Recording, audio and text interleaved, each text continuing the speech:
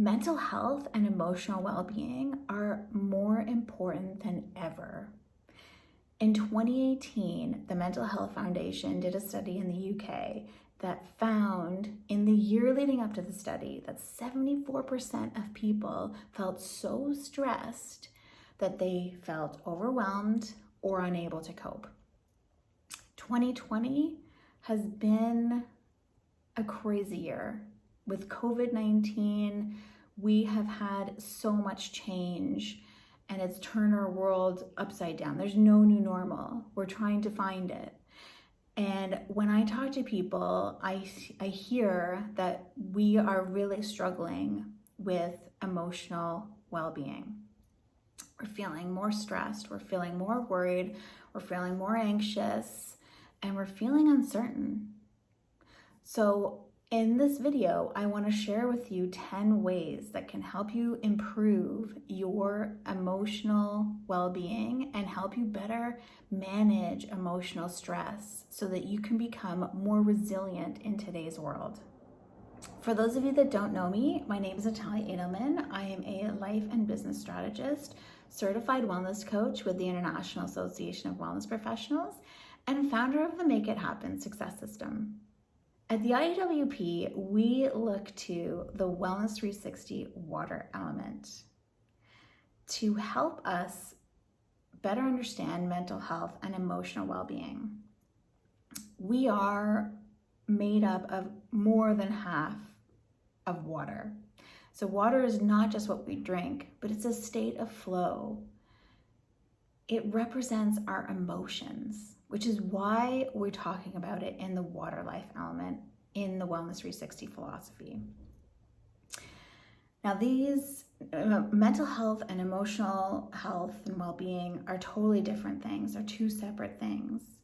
Emotional health focuses on specifically the way that we experience well-being. Now, when you work toward emotional health, you're working toward a state of wellness. And wellness is a state of being. It's an active process of becoming aware of and making choices towards a happier, healthier, and more fulfilling life. Now, when we don't feel emotionally healthy, it's really hard to do anything kind for ourselves, for our body, for our life, for our business.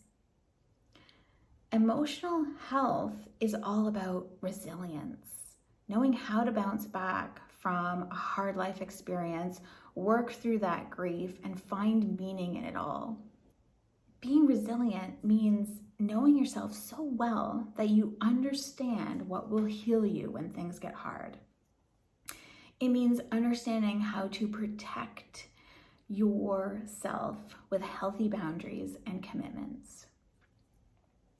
I remember when I was climbing the corporate ladder, even when I was in my first year of business, starting my own business, I used to get so stressed out and I used to feel so worried about things, and to the point where I felt so depleted because I wasn't prioritizing the things that mattered most.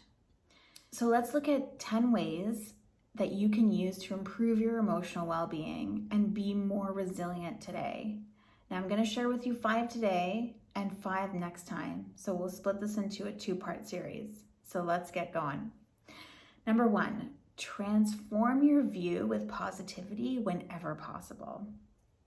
Now, I get it. It's easy to worry. It's easy to feel discouraged. It's easy to feel disappointed or feel upset. We've all been there, right?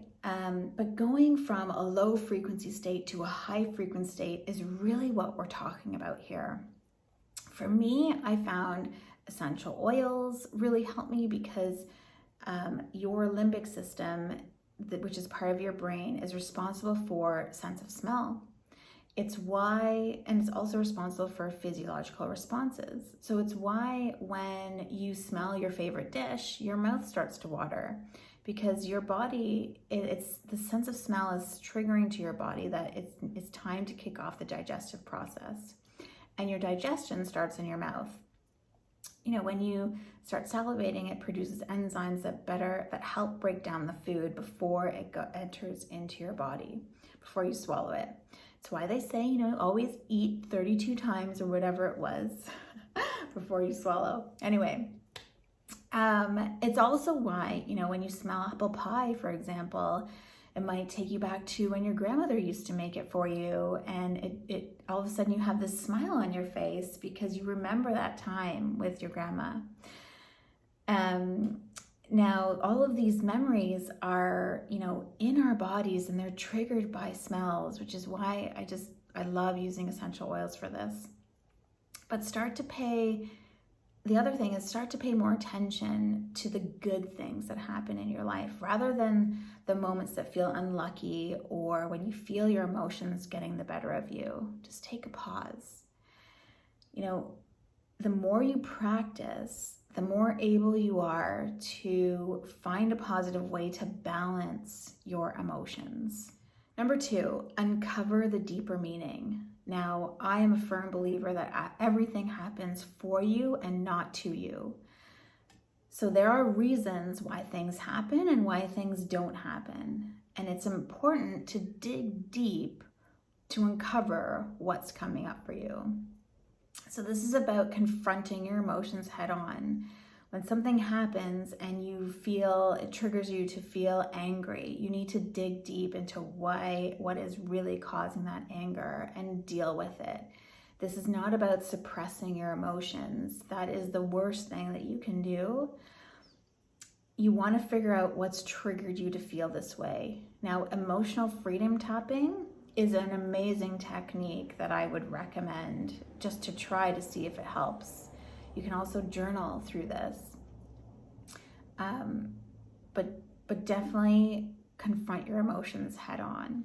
Number 3, start a gratitude journal or practice. Law of attraction, like attracts like. The more that we feel abundant in what we have, it's incredible because you will start to attract more abundance into your life.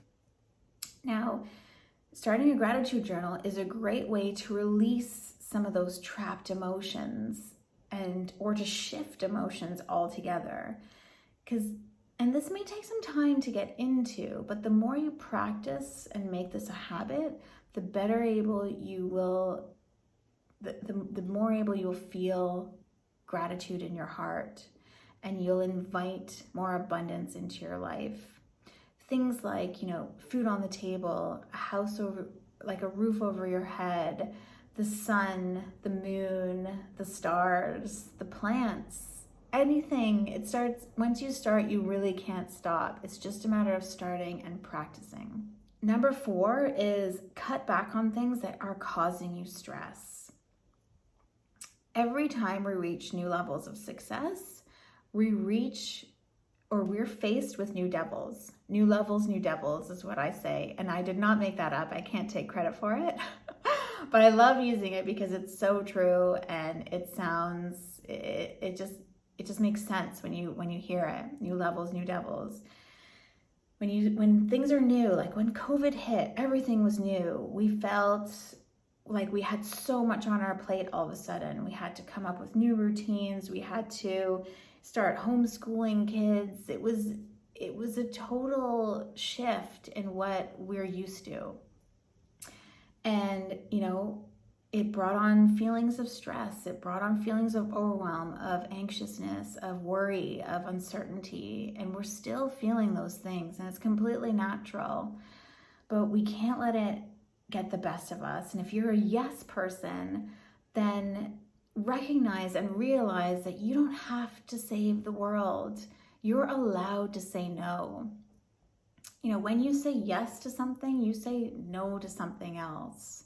Or when you say yes to someone, you're saying no to someone else. So really be aware of what you're saying yes and no to. There's a flip side. And this is going to be a way for you to protect your energy and really your state of being.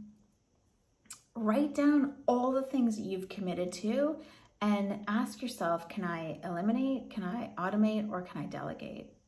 But a word of caution, don't get rid of things that bring you joy and happiness. Those things you want to keep, because those things will elevate your state of being and your emotional well-being as well. The last one thing I want to talk to you or want to mention in this video, number 5, create blocks in your calendar. Money and time are the biggest excuses and the biggest causes of stress. Make a list of everything that you do, categorize them, prioritize them, and then redo that list in order of priority and keep it in the back of your planner so that when you go and plan your week ahead, you go and run down this list and you actually slot them into your calendar so that they don't just pile up on your to-do list and never get done. There are going to be things that come up outside of this list, but if you have that core list and just look at it quarterly or monthly or however often you need to make sure that it's still accurate, that it has everything of your usual things, you will be miles ahead and you will feel like you're making progress because it's in your calendar.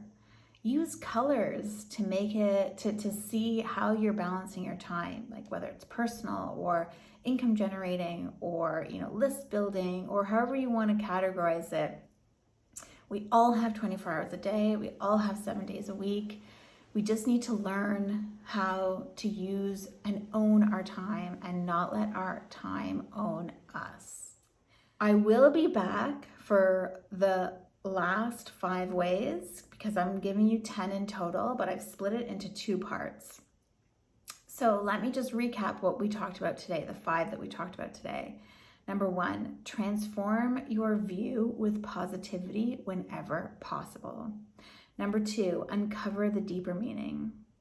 Number 3, start a gratitude journal or practice. Number 4, cut back on things that are causing stress. And number 5, create blocks of time in your calendar. Drop a comment, let me know which of these tips and ways that are going to help you the most. And if you want help creating a life or a business without sacrificing your health and wellness, without sacrificing your emotional well-being, then please reach out to me at www.nataliaedelman.com.